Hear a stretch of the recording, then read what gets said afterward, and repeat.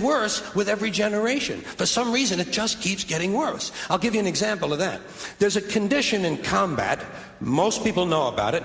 It's when a fighting person's nervous system has been stressed to its absolute peak and maximum, can't take any more input. The nervous system has either snapped or is about to snap. In the First World War, that condition was called shell shock. Simple, honest, direct language. 2 syllables. Shell shock. Almost sounds like the guns themselves. That was 70 years ago. Then a whole generation went by, and the Second World War came along, and the very same combat condition was called battle fatigue. 4 syllables now. Takes a little longer to say. Doesn't seem to hurt as much. Fatigue is a nicer word than shock. Shell shock. Battle fatigue. Then we had the war in Korea, 1950. Madison Avenue was riding high by that time, and the very same combat condition was called operational exhaustion. Hey, we're up to 8 syllables now. And the humanity has been squeezed completely out of the phrase. It's totally sterile now. Operational exhaustion. Sounds like something that might happen to your car. Then, of course, came the war in Vietnam, which has only been over for about 16 or 17 years. And thanks to the lies and deceit surrounding that war, I guess it's no surprise that the very same condition was called post-traumatic stress disorder. Still 8 syllables, but we've added a hyphen. And the pain is completely buried under jargon. Post-traumatic stress disorder. I'll bet you if we'd have still been calling it shell shock, some of those Vietnam veterans might have gotten the attention they needed at the time. I'll bet you that. I'll bet you that.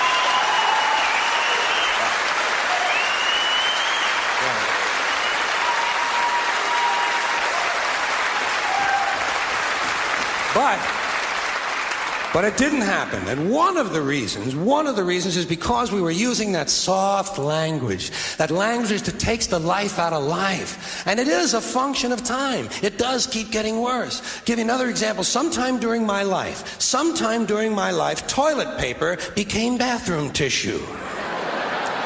I wasn't notified of this. No one asked me if I agreed with it.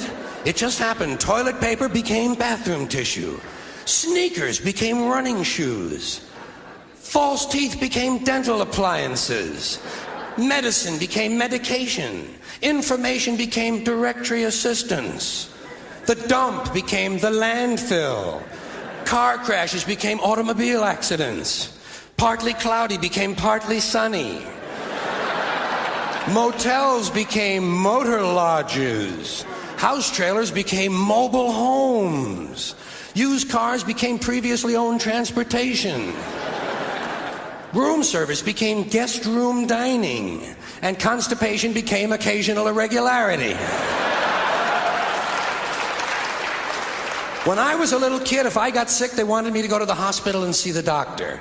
Now they want me to go to a health maintenance organization or a wellness center to consult a healthcare delivery professional.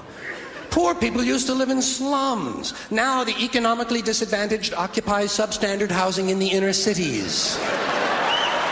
And they're broke. They're broke. They don't have a negative cash flow position. They're fucking broke. Because a lot of them were fired. You know, fired. Management wanted to curtail redundancies in the human resources area.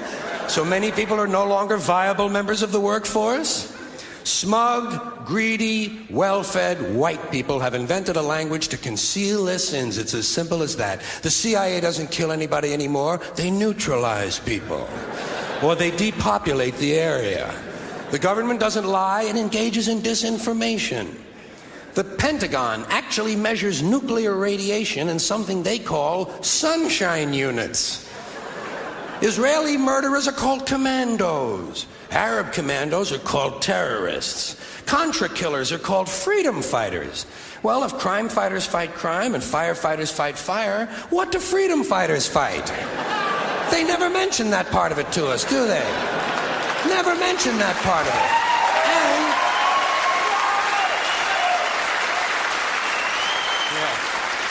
And some of this stuff is just silly. We all know that. Like on the airlines, they say they want a pre-board. Well, what the hell is pre-board? What does that mean? To get on before you get on? They say they're going to pre-board those passengers in need of special assistance. Cripples! Simple, honest, direct language. There's no shame attached to the word cripple that I can find in any dictionary. No shame attached to it. In fact, it's a word used in Bible translations. Jesus healed the cripples. Doesn't take 7 words to describe that condition. But we don't have any cripples in this country anymore. We have the physically challenged. Is that a grotesque enough evasion for you? How about differently abled? I've heard them called that, differently abled. You can't even call these people handicapped anymore. They'll say, we're not handicapped, we're handy-capable.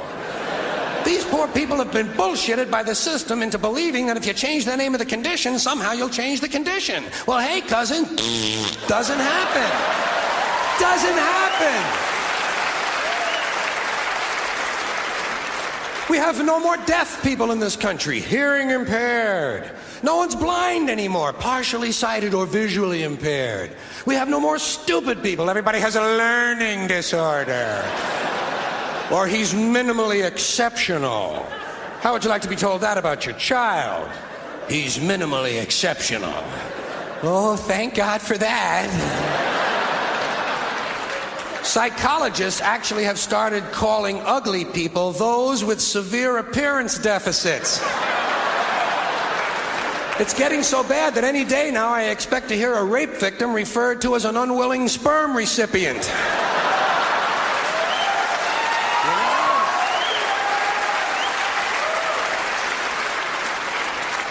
And we have no more old people in this country. No more old people. We shipped them all away, and we brought in these senior citizens. Isn't that a typically American 20th century phrase? Bloodless, lifeless.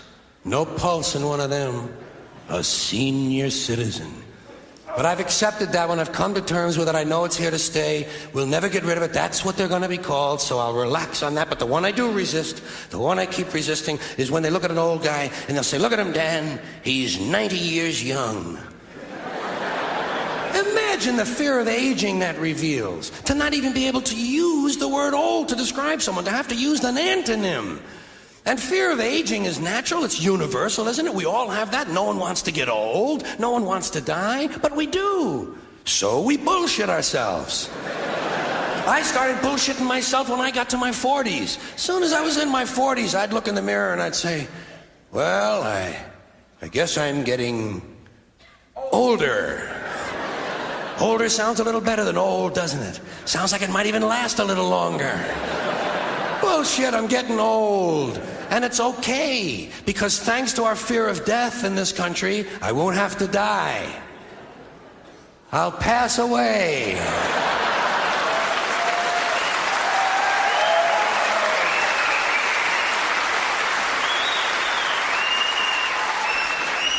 Or I'll expire like a magazine subscription. If it happens in the hospital, they'll call it a terminal episode. The insurance company will refer to it as negative patient care outcome. And if it's the result of malpractice, they'll say it was a therapeutic misadventure. I'm telling you, some of this language makes me want to vomit. Well, maybe not vomit. Makes me want to engage in an involuntary personal protein spill.